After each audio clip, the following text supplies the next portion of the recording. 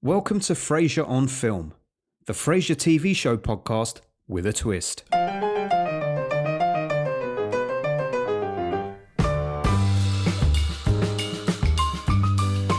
Each episode of the podcast visits each episode of Frasier across its 11-series run. But our main focus isn't on the good doctor himself, no. It's going to be one of the guest appearances on the show that week. That could be one of the many A-listers who called into Frasier's KACL radio show, or just someone who made a fleeting appearance at Cafe Nervosa. We'll delve into that actor's backstory, look over their cinematic offerings, and deep dive into one movie specifically. By the end, we'll see if we can make a connection between their character in Frasier and their character in the film we've just talked about.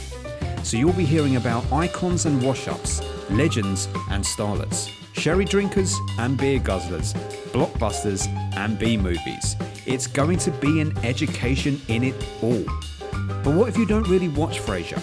That's fine, you'll probably know the actors we're talking about.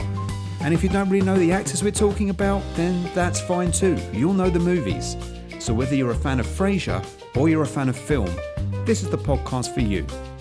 So, pull up your favourite bar stool at McGinty's and tell the wine club you'll be running late, because this is Frasier on Film, and I'm your host, Ben Murray, and you're listening. What if Frasier had a god complex? Welcome everyone, and after 16 episodes, finally, on Frasier on Film, we are going to be talking about a key member of the cast, and the clue is in the title of today's episode. The episode itself, episode 16, the show where Lilith comes back. So of course, here we are, and how could we not be taking the time out today to focus on our Ice Queen, our Snow White princess, Beelzebub herself, as Frasier would put it, Lilith, and the incredible actress behind her, Bebe Neuwirth. Oh, so exciting.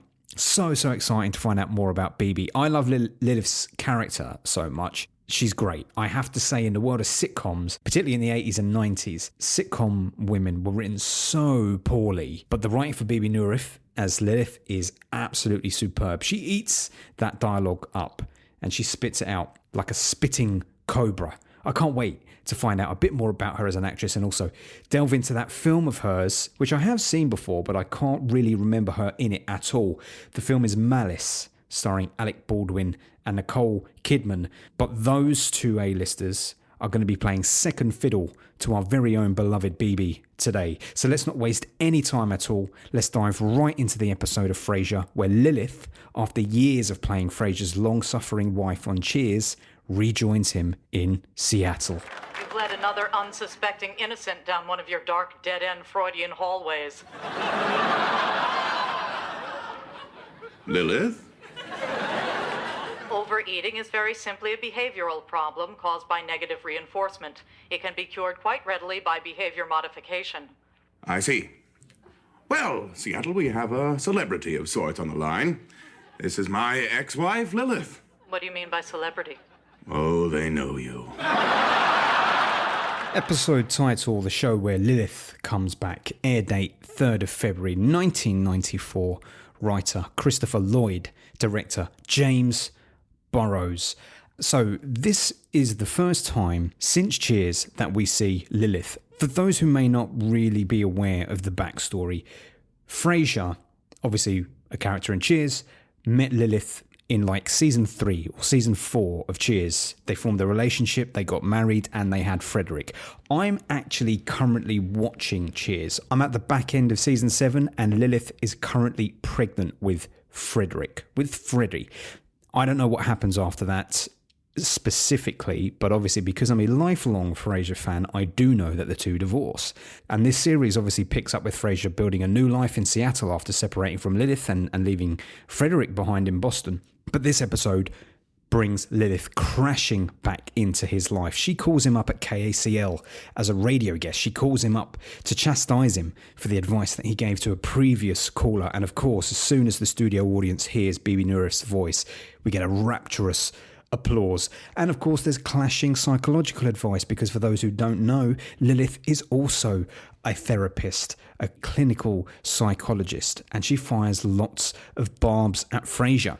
She tells him she's in town for a convention, and Roz very helpfully suggests Frasier invites her for dinner that night, an offer which she of course accepts. I've got to say, the Lilith character is probably rooted in some of that deep-seated misogyny I hinted at in the intro, which I think really was at the heart of the Cheers writing team. Maybe one day I'll do an episode of my thoughts overall on Cheers, but it is funny, it laid the groundwork, but there is absolutely a machismo, an Americana, a patriotic, macho, right-wing heart to that Cheers writing team that always made women the object of desire and nothing more. They very rarely had any agency themselves, apart from, that is, Lilith. When she joined, she was given character, she was given her own agency, and if anything, Frasier was the butt of the jokes. Frasier was the whipped one, if you want to call it that. So it's great to see Lilith rejoin the team here, where there is much better writing and a much better crew overall. Anyway, at Frasier's apartment, Martin's fuming about it. He thinks Frasier should believe in the sanctity of divorce, which is when you get divorced, you stay separated. You don't invite your ex-wife over for dinner. Daphne has one of her psychic headaches because she can feel a negative force approaching. Niles still hasn't spoken to Lilith in years due to a feud because she laughed at his vows at his wedding to Malice. And then, of course, Lilith arrives. Pale makeup, jet black outfit, hair pulled back into a bun. And immediately she goes in. She goes in there with the barbs. She tells Niles, I thought Maris was maybe sailing up the transplendent river of your love. She tells Eddie to go away and he flees. Well, why does he listen to you and not to me? By the tone of my voice, he senses I mean business. Oh, I see. You're saying your voice is more commanding than mine is? Hell, I took a half a step before I realized she was talking to the dog. And Daphne is just dying the longer she spends time with Lilith. Her head is splitting. It's creating agony. There's all this fantastic humour and tension at the house. And Niles, when Niles leaves, Frasier forms a sort of reconciliation. And Niles' reaction is so over the top when Lilith says, well, I suppose if Niles is so immature and so vulnerable and fragile that he can't face my words from his wedding, I suppose in some small way I do apologise. Oh, Lilith, thank you.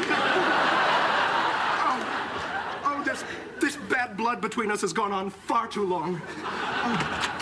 Next time you're in town, we'll have dinner, just you and me. But Lilith, left alone with Frasier, reveals she isn't really in town for a conference. The reason she's in town is she found Frasier's letter, which he left the last time he visited Boston. Alas, Frasier reveals he wrote that letter nearly a year ago, long before he moved to Seattle. And so Lilith leaves, embarrassed. Frasier meets Niles for coffee and they wrestle with the idea that he might still have feelings for Lilith, and Niles says, you already know what you want, you don't need me to tell you.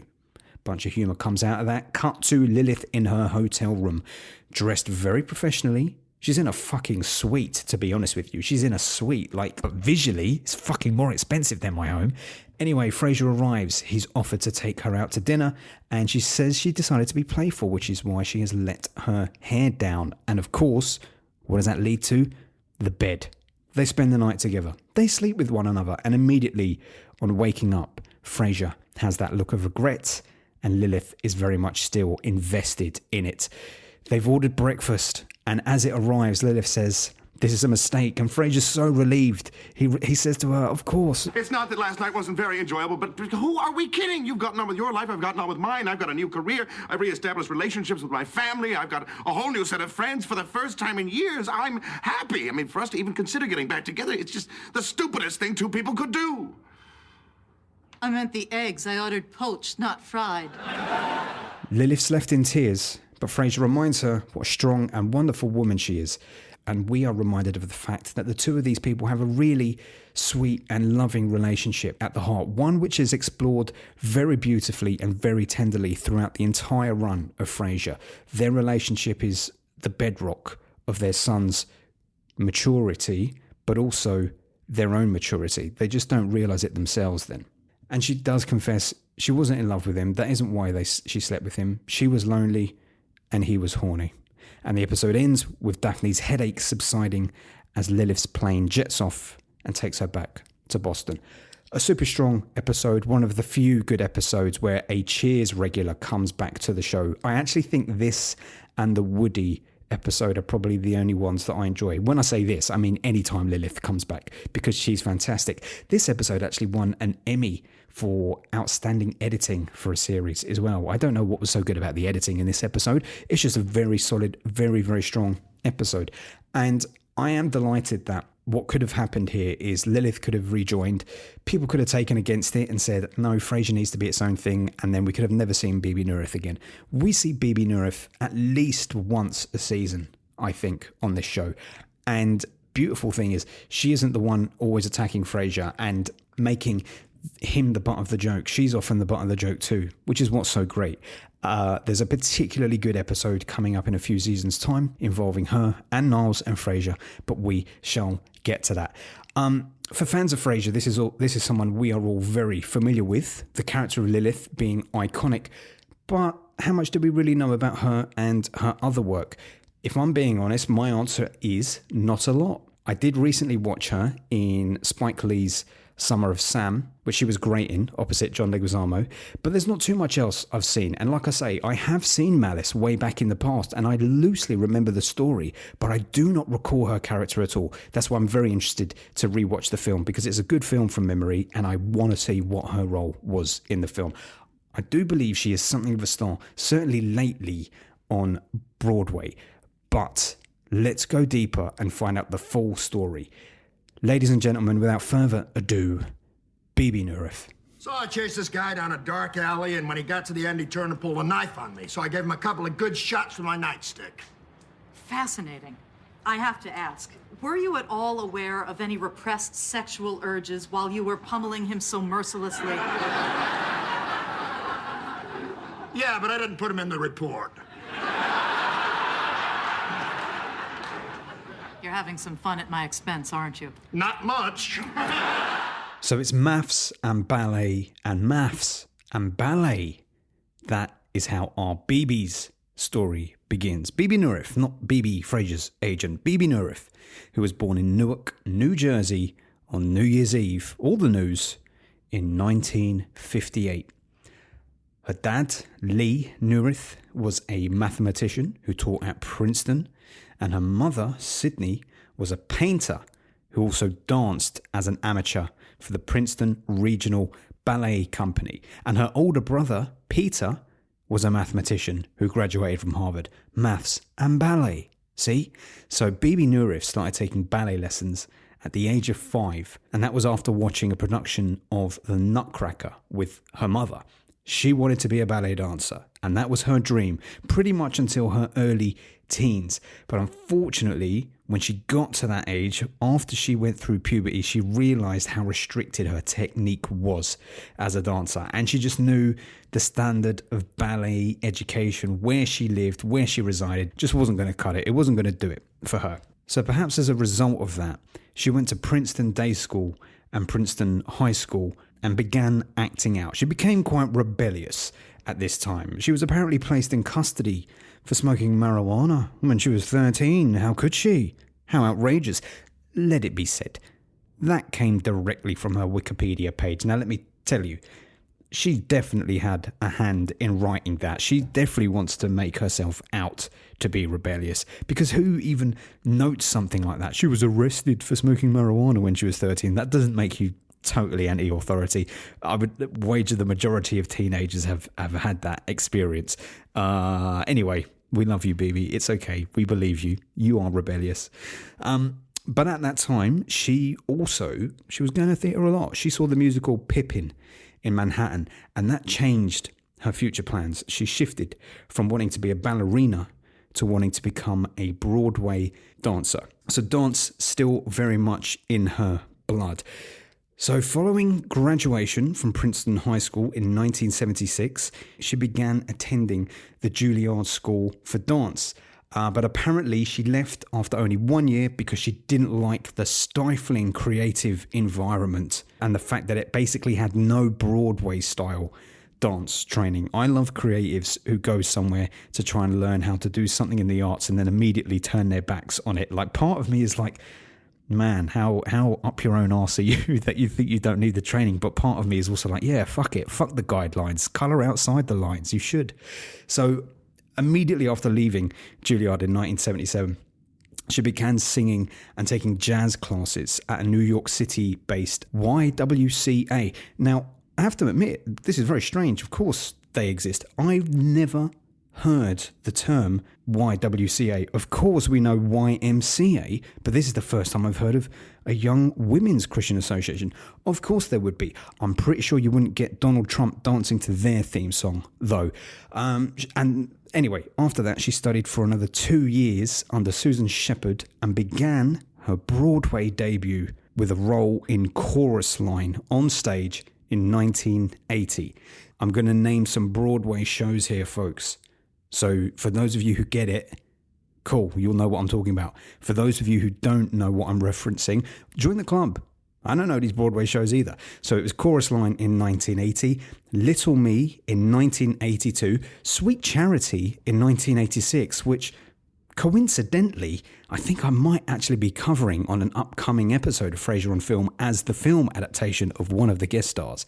And she won a Tony Award for Best Featured Actress in a Musical for Sweet Charity. She also married a guy called Paul Dorman in 1984 after performing in a New York restaurant where he was bartending at the time.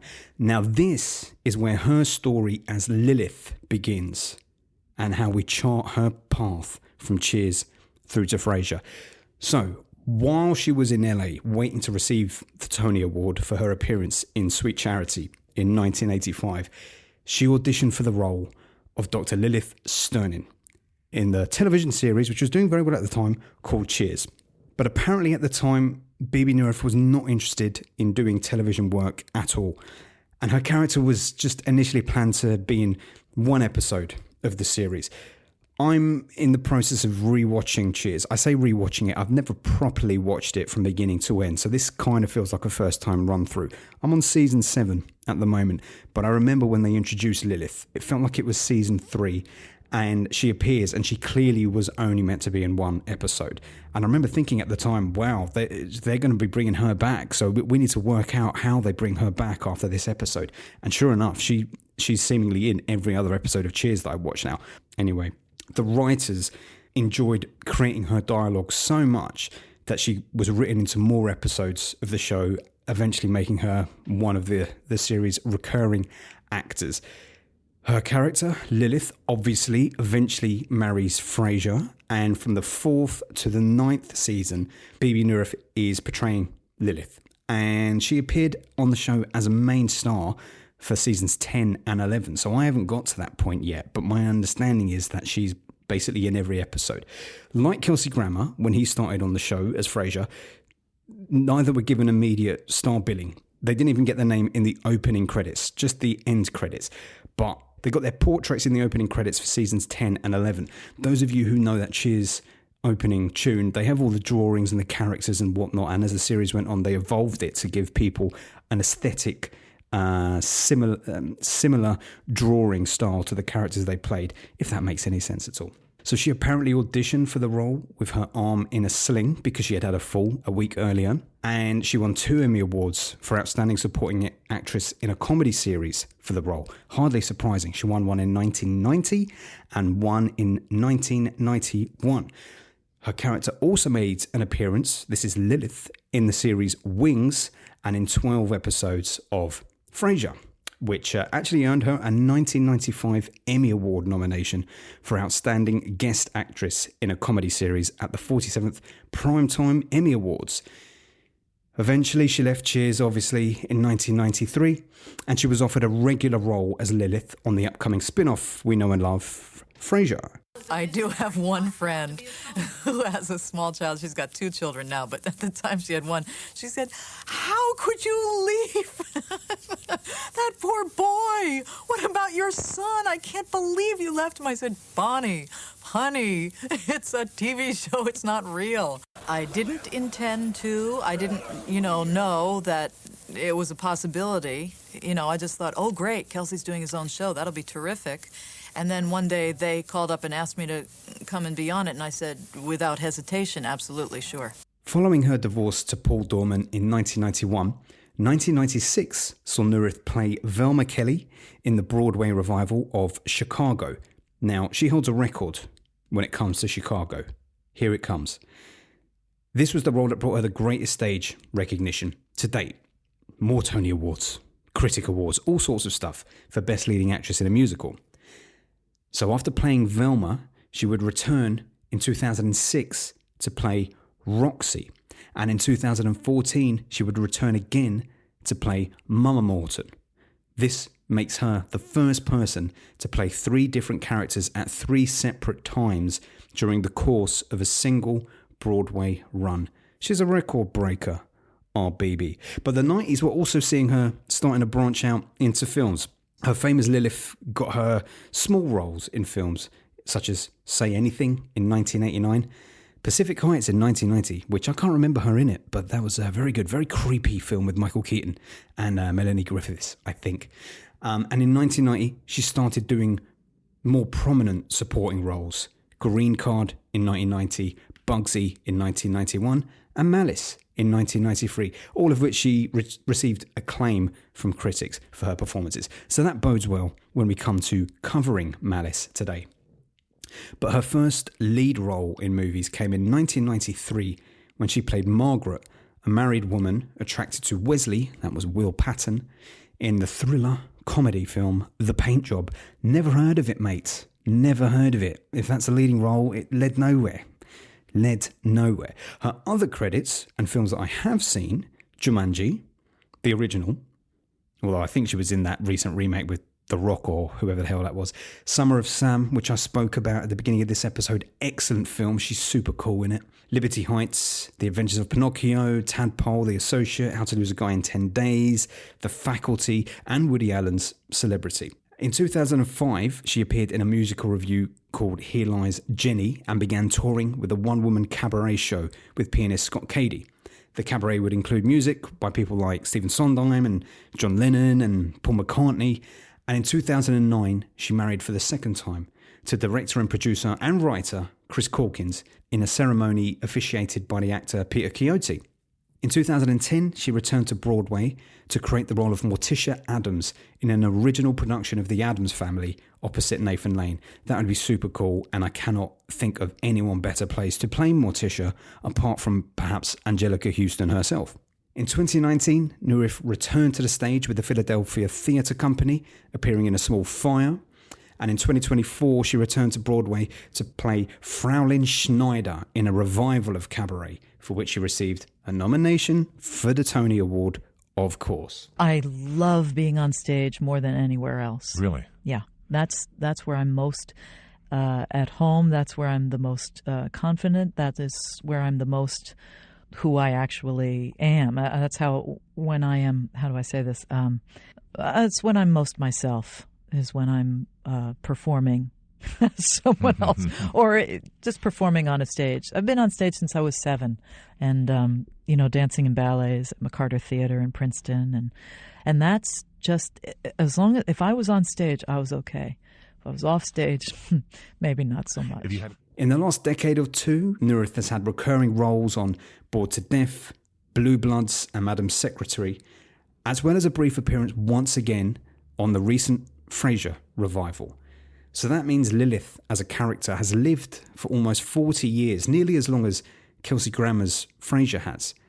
And because Lilith has appeared in Cheers and Wings and Frasier, that means she's actually appeared in one more series than Kelsey Grammer's Frasier has, playing the same character. So she's broken that record. She's also hugely supportive of several non-profit charity organisations. One in particular close to her heart is the Dancers Resource Programme at the Actors Fund. She suffered 2 hip replacement surgeries herself, and after hearing other stories of other dancers facing hip problems, she wanted to establish a fund which would raise money for them, catering to financial and physical needs unique to professional dancers. And she's currently the vice chair on the board of trustees for the Actors Fund. She's also a huge animal lover, a big animal buff. She's contributed to the Chatham, New York-based horse rescue group Equine Advocates and the annual pet adoption event Broadway Barks. And Bebe Neuwirth is particularly fond of cats, having had them in her life since the 90s. Cats and no kids. I can dig it, Bebe. In her free time, she enjoys pottery, which she first did in high school, and she's still rocking it on stage to this day. So there we have our incredible Bebe Neuwirth. What a career. Absolutely iconic character created for the history books anyway, on Cheers and Frasier. But I mean, what a performer on stage. Those Tonys, man. Those Tonys. They almost seem to haunt, though haunt has a negative connotation, but they exist, they breathe. They are the totems, the talismans that our Frasier on Film guests seem to attain. Most of them, unless you're Ben Stiller or Elijah Wood, don't really have huge fame in the film industry, which is ironic for Frasier on Film. But they absolutely do when it comes to Broadway. They get those Tonys. She's a Broadway legend and an icon. I checked. I had to see, had she ever starred alongside our dear Patti LuPone at some point in her illustrious career on stage and on Broadway. And indeed, she had, in something called Pal Joey. The two sang together, and there's a video on YouTube and a picture of them having an absolute ball. So that's two queens of Broadway. Fantastic. What powerhouses they are. So then, what do we think we can expect in Malice? Not a clue, actually. I assume she might play a doctor. I won't spoil why I think that, but just given my limited memory that I have of the film, I feel like she might be. I really hope she's in it for longer than some of our past guests have been in the films that I've picked. Robert Klein, I'm looking at you. I'm sure she is, but he's hoping we see something a little bit bigger and maybe broader from her than the Lilith we've come to know and love. I told you already that Summer of Sam is excellent. She's excellent in it. The film is excellent. She's very distinct, very sexy character. She knows what she wants. She exudes confidence. She's super cool. And I wonder, will we get more of the same of that in Malice? Let's go and find out. The power to heal can be an enormous thing. To save a life, to get blood flowing into cells. If a person can do that, such a person would think that he could do anything. The power to heal can be like a drug. Malice, released 1993, directed by Harold Becker and starring Alec Baldwin, Nicole Kidman, Bill Pullman, who I kept calling Bill Paxton in my head while I was watching it, and of course, Bebe Neuwirth. Now, I had seen this film many years ago, like I said, and from memory, Bebe Neuwirth played a doctor of some sort. She absolutely isn't. She's a detective. She's actually head of the campus police in this Boston set film, but we'll get to her character shortly. Quick summary then, first and foremost. So the film is about Bill Pullman and Nicole Kidman's marriage, supposed marriage, spoilers, folks, and what happens when a young, handsome, confident surgeon, Alec Baldwin, arrives on the scene and is involved in an operation which has life-changing effects for Nicole Kidman's character. Throw in there the fact that there is a serial rapist on the loose. Throw in there multiple plot twists and double crosses, and you have a textbook early 90s neo-noir thriller. And my goodness, if it doesn't, for 90% of its runtime, fit the bill. It's super satisfying. For so long, it's super satisfying. So what's disappointing then is the end, is the last 20 minutes or so, for me personally, where it just goes off the rails and indulges its silly side a little too much, a little reach beyond what is believable and enjoyable for me, which is surprising because, to tie it back to the beginning of the film when the opening credits come up, the writer is Aaron Sorkin. Aaron Sorkin is, he's not for everyone, I know, but he's an excellent writer, a very, very good writer. Apparently, this is one of the only films that he's written which didn't get a Golden Globe nomination or an Oscar nomination. So perhaps that might tell you something about it, particularly at the end. And his refined writing isn't apparent from the off in this film. It's not as eloquent as some of his later works would be, but it's still brilliant. He's responsible for the incredible I Am God monologue that Alec Baldwin has in this film. And for those of you who have never seen it, I strongly urge you, if you don't intend to watch this film, I strongly urge you to go and check out that clip on YouTube. You ask me if I have a God complex? Let me tell you something. I am God. There's other surprises in the credits. George C. Scott's delightful. I brought up my love for him on the recent episode when Maddie Corman visited us. I spoke to her briefly about her time on Mr. President with George C. Scott. Well, he's here. He's in this film. I'd forgotten he was in it. He's only in it for like 3 or 4 minutes, but it's a particularly significant role. Anyway, what's interesting is that it's set in Boston from the off. Loads of Frasier connections from the off because it's Boston set, and we are immediately following the shop girl. I don't know the correct term for her, but the assistant, the floor assistant that Frasier is going to encounter in a couple of episodes' time from now.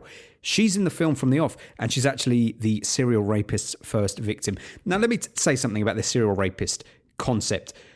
I don't understand why this B plot is in the movie, because the film works very well in and of itself with the whole issue of Alec Baldwin coming to town, being connected to Bill Pullman's character, intruding on Nicole Kidman and Bill Pullman's home lives by literally moving into the top floor in their house, and then the fallout of that after he has to operate on Nicole Kidman. That is fascinating by itself. But they add in this B plot about a serial rapist. And ironically, it's only because of the existence of this B plot that Bebe Neuwirth is in the film, because she's only really investigating that. She isn't involved in any of the A plot stuff, really, save for her final appearance at the end when she saves the day. Spoiler alert again. It's much more interesting to see the Alec Baldwin character burst onto the scene with all this charisma. Well, it is charismatic, but it's also slimy. He thinks a lot of himself, but then so do all the staff at the hospital. Nicole Kidman's character sort of says it sarcastically. They all bow down and genuflect in front of him. He already has a god complex the minute he walks through the door of this hospital. He thinks a lot of himself. By contrast, Bill Pullman is much more down to earth, much more introverted, I suppose, and he almost makes himself small in the company of Alec Baldwin. They used to be old school friends. Alec Baldwin, of course, barely remembers him. And they go out and they have lunch together. And for some foolish reason, Bill Pullman decides immediately to reveal to Alec Baldwin, this guy who wasn't even really a friend to him, was just a connection at school, that his wife has this medical issue. She's constantly getting these stomach cramps, these stomach pains. And we don't know what it's to do with. We can assume perhaps it might be something to do with reproduction and her fertility. We don't get a lot of information about her fertility at this stage of the story. We don't even know they are trying for kids. What we do see, as a weird curveball, is later that night when Nicole Kidman and Bill Pullman are having sex. Before they have sex, they clock that the little boy across the street is at his window watching them again. They make a comment about the fact he's at the window again watching them, and they're like joking, oh, we really must get curtains, etc. But they continue to have sex, even though this kid, who's like 10, is just staring at them from across the way. And I don't know if I was tapping into my muscle memory from when I watched it many years ago, but I saw this kid and I'm like, well, it's super clear to me. He's blind. This kid isn't looking at you. He can't see. There's even a slight gesture he does as he looks away from the window that suggests he's blind. But I don't know if you're meant to know that the first time you watch the film. I clocked it immediately. Another thing I clocked immediately, straight after this, again, I don't know if it's muscle memory or not, but it was who the serial rapist was. Because I have to say, at this point, I'm saying serial rapist, but that's because for the whole film, I thought we were dealing with a serial killer. But then they start reframing him later as a serial rapist. Apparently no one is dying. And we find out because Gwyneth Paltrow suddenly appears in one scene only with her feet up on Bill Pullman's desk. And she's talking about, she's just being a typical teenager. And on her way out of his office, she bumps in to Tobin Bell. It's a blink and you'll miss it appearance by Tobin Bell. Some of you are saying, who is Tobin Bell?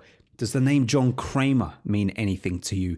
Do the films, the Saw films, mean anything to you? Tobin Bell is Jigsaw. And the minute he walked in the door in this film, I knew he had to be our man, our villain of the piece. He was in it for a second or two. And I guess he's just a victim. The whole film is to the later success of the Saw franchise, because immediately it's spoiled. You're like, well, there's the killer. If there's any drama to be had about who the killer is, we know right away, even though he's not a killer, as I've established. I don't like saying serial rapist. It's not a nice term. I'm sorry.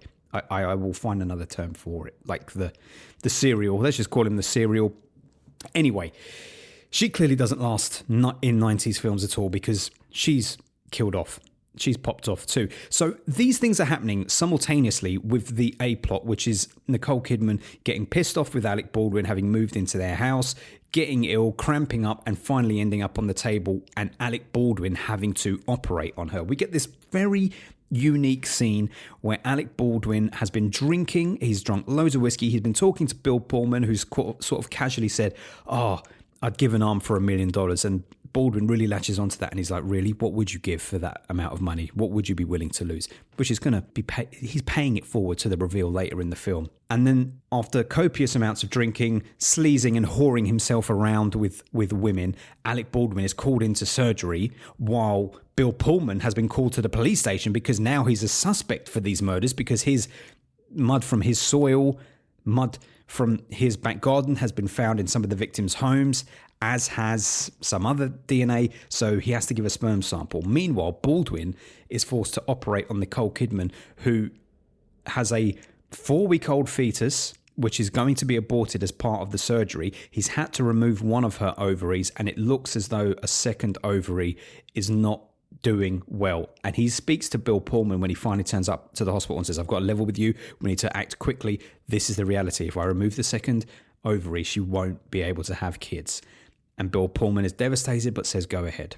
When he walks back into the surgery room, we finally find out, we see that Alec Baldwin actually isn't in full grasp of the facts, and he's just making a call, a judgment call, because he is God. He's the one who's got to make the decisions. Cut a long story short, Nicole Kidman wakes up and the reveal is that actually it wasn't 100%. It was a failing on his side and she wants to sue him. She's going to speak to a lawyer immediately. Now, I've got to admit, while I'm watching this film, this first run through, even though I've seen it all these years ago, I couldn't remember the twists that were about to come. So I didn't realize at this moment that perhaps it was a little bit unusual that immediately upon waking up after her operation, Nicole Kidman has got onto the phone to her lawyers and is talking about suing him. Let's fast forward through the significant plot beats, which are essentially that we get the great scene around the legal table where Alec Baldwin is defending himself opposite Nicole Kidman, and he has the great God complex speech. And it does seem, regardless of all the lawyers that he has on his side and the backing of experts and professional doctors, including George C. Scott, that he is going to have to pay out $20 million to Nicole Kidman. Meanwhile, Nicole Kidman has kicked out Bill Pullman because she can't believe that just like he let Alec Baldwin into their house when she didn't want it, he also let Alec Baldwin ruin her body. So she's kicked Bill Pullman out. But here come the twists and the turns. We find out from the sperm test that actually Bill Pullman was infertile. So that wasn't going to be his baby. So he's already mad. She was cheating on me. But then the person he suspects that she was cheating on him with, she isn't cheating on him with. It must be someone else. Plus her mother, who she said died 12 years ago, is actually alive. Then he goes to her mother's house and we're in this wild, twisty-turny part of the film, which is still simultaneously kind of going on with this serial situation where he's unraveling layers upon layers upon layers about his wife, which is making him think he can't trust a thing. Was this a whole big con? Yes, it was. The reveal is that Alec Baldwin and Nicole Kidman were in it from the start. And right up until that moment, I was with it. I loved the twists. I loved the turns. I was loving having the rug pulled from beneath my feet. But the minute that they established that Nicole Kidman and Alec Baldwin knew each other before, and this was all one big con, it lost me. I'll tell you the reasons why, ultimately. It's not, I mean, the writing is good and the characters are good, but why it loses me is tell me and explain to me why Alec Baldwin, who is this qualified surgeon, okay, 20 million that they can split, that's a lot of money, great. But why does he decide to have this conversation with her and say, okay, let's go to this hospital in Boston where I'm likely to encounter an old schoolmate who just so happens to be your husband or you will marry. It's not clear whether or not Kidman was already with Pullman at the time that she formulated this plan, but what is clear is that Alec Baldwin decided to bump into Bill Pullman's character. Why? Why is that the story? Why would you convolute it that way? Why would you go anywhere near anyone who knew you in the slightest? That's the one issue. The second issue is they make no attempt to cover up the fact that they're now together, having sex, sleeping with one another. They've left Boston and they're doing it, and Bill Pullman's tracked them down. But surely someone's going to see them. Surely someone's going to catch them this close when the money hasn't even been paid out. It seems like it's just obvious layering at this point for us to go, oh, how scandalous. Thirdly, I just don't buy some of the interactions earlier on in the film between Kidman and Baldwin when Pullman wasn't around. There's a scene where Baldwin sort of smoulders as he enters the bathroom while Kidman's in there, and she jumps and they sort of like look at each other, and there's these weird exchanges, but nothing to suggest that they know each other and they're involved in stuff. I just don't buy it. I don't buy that unprompted Bill Pullman would invite Alec Baldwin into the house to live on the third floor. And in retrospect, I can kind of see why Kidman was angry that he was having sex upstairs. At first you think it's because there's a noisy neighbor above, but actually it's because the guy that you're with is just fucking all these women above your head. It just is a little bit silly. Plus, the kid is blind, as I expected, but they swap in a CPR junior dummy from the police station for him at the end, and Nicole Kidman thinks she's killing the kid, but she's killing the dummy. It just gets silly. But it is fun, but it is silly. And it was doing so much more than silly for about 3/4 of the runtime. It was taking itself seriously, even though it was a bit of fun. And in fact, that middle portion it's quite serious when you're talking about removing ovaries and what the implications are of that. And it was saying some serious stuff about men making decisions on behalf of women, this surgeon and her husband making decisions on behalf of her. But that is sort of undone by Nicole Kidman then becoming the mastermind of this whole plan, which, okay, that does something for femininity, and it shows that women can be just as conniving as men and just as powerful as men when it comes to plotting. I get that, but it also suggests something uncomfortable, which is that this woman is totally happy to have organs removed from her body in pursuit of money, which is a little bit uncomfortable, I think. But, despite the silliness and despite it losing itself towards the end, it's very worthy of your time because Baldwin is in another film to everyone else. He's in love with himself on and off the camera, it feels like. It's great, though. It's great to watch, so you've got to watch it for that. Nicole Kidman's excellent. Bill Pullman's excellent. The whole cast are. It just doesn't sync up for me at the end. Now, I've missed one huge element of the film, which is Bebe Neuwirth and her involvement as Detective Dana Harris. Last night we matched a soil sample taken from Paula Bell's carpet to a sample taken from your yard. I went inside. I told you that. We also matched it to a sample taken from Bridget Kelly's room. Bridget came by here to pick up a letter of recommendation. And am I a suspect, Dana? Am I a fucking suspect? All 3 victims had been in to see you before their attacks. I found Paula, for Christ's sake. What was it that made you go to her house? She missed her appointment. So you went to her house? Yes, because she was a screw-up and I have a responsibility. What's your blood type, Andy? O positive. See, as luck would have it, you have the same blood type as the perpetrator. Dana, this is crazy.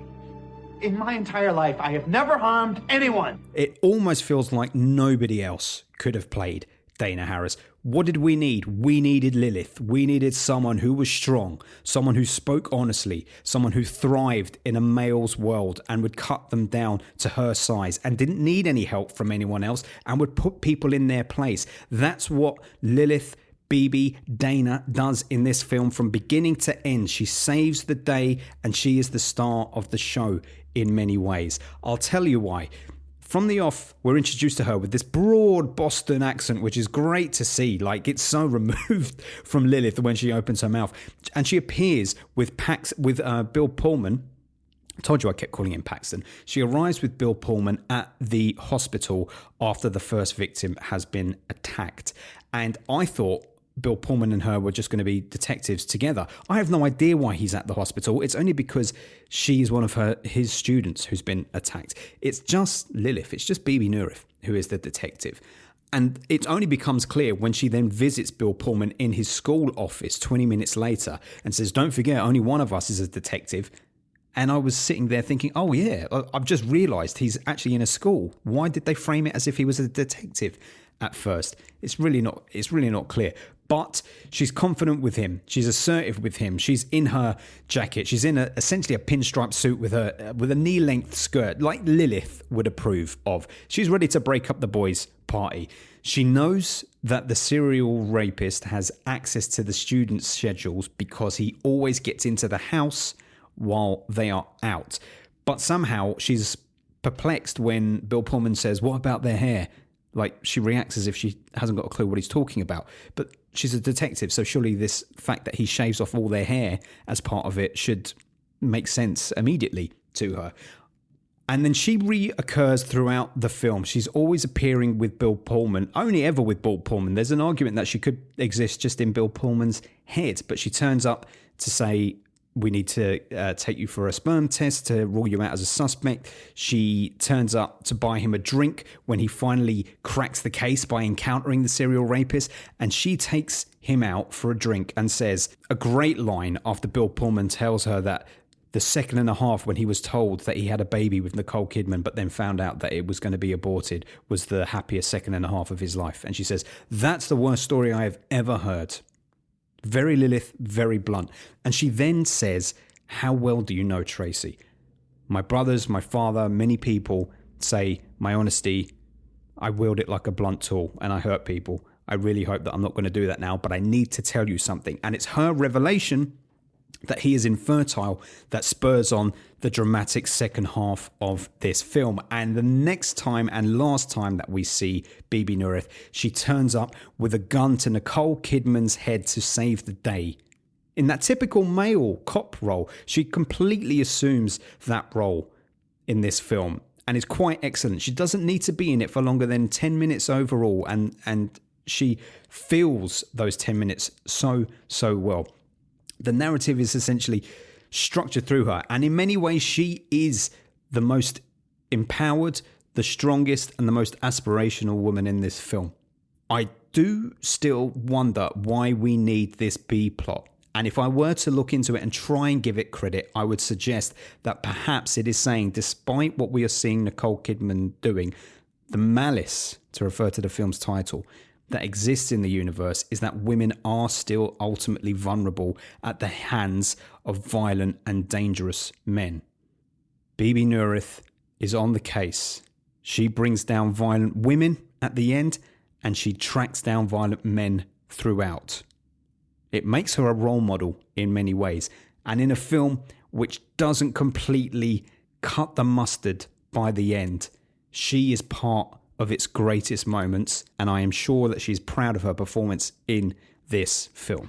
I just really feel the need to make a connection. Well, Niles, I think you've made a connection. It just seems a little bit extreme, though, you know? Okay, so it's Crane Connection time, and quite possibly this might be the first of many subsequent Bebe Neuwirth guest appearances on this podcast, because she frequently guests on the show. She's Lilith. She's going to come back every season, but I can't do her backstory every season of the show, so we'll figure something out. But this will be our first of many Crane connections for her, I suspect. So let us link Lilith to the chief of campus police, Detective Dana Harris. And anyone who knows Lilith knows she doesn't mince her words. She isn't threatened by masculinity. She doesn't take any prisoners. Like I said, they both of these characters, they wield their honesty like a blunt tool. And that is the connection between them. Even when the men in their lives try and cut them down or stand up to them or assert themselves, they're afraid of no one. They're confident. They are unrelentingly themselves. They are beautiful, and I love them both deeply. These characters and female characters like this need to be seen more of on screen, whether in film or TV, and I think that is happening. So then let us once again say goodbye to Frasier, just like Lilith did all those many months ago, but with the certainty that we will be visiting him and her once again. Goodbye, Lilith. Journey back to Boston. Safe travels. Goodbye to Detective Dana Harris as she keeps the streets safe in Boston. And goodbye to Bebe Neuwirth, who will return once the gates of hell open up and release her upon us once again. As always, thank you to you, dear listeners, for liking, subscribing, sharing, and all that stuff. Thanks to all the other podcasters who throw support my way. It means a lot. And thank you to anyone who is just listening. You can stay up to date with all the upcoming episodes by subscribing to the podcast. Just search for Frasier on Film on all the usual podcast platforms, and you won't miss a single episode. Please do connect with me online. If you're on all the socials, Instagram, whatever, Threads, just find me, Frasier on Film. You can email me, at FrasierOnFilm@gmail.com too. And if you want to leave the show a rating, please do. That would be appreciated. Also, next week's episode of Frasier on Film, we rebrand for 1 week only as Frasier on video games. Most specifically, late 90s video games. Why? Well, you just have to listen in to find out. But some of the would-be detectives amongst you may well be able to figure it out before then, because our next episode is A Midwinter Night's Dream, and our guest actor will be Dean Erickson, which means we have to visit the point-and-click PC adventures of the mid-90s. Does Gabriel Knight mean anything to anyone? Lilith has left the building.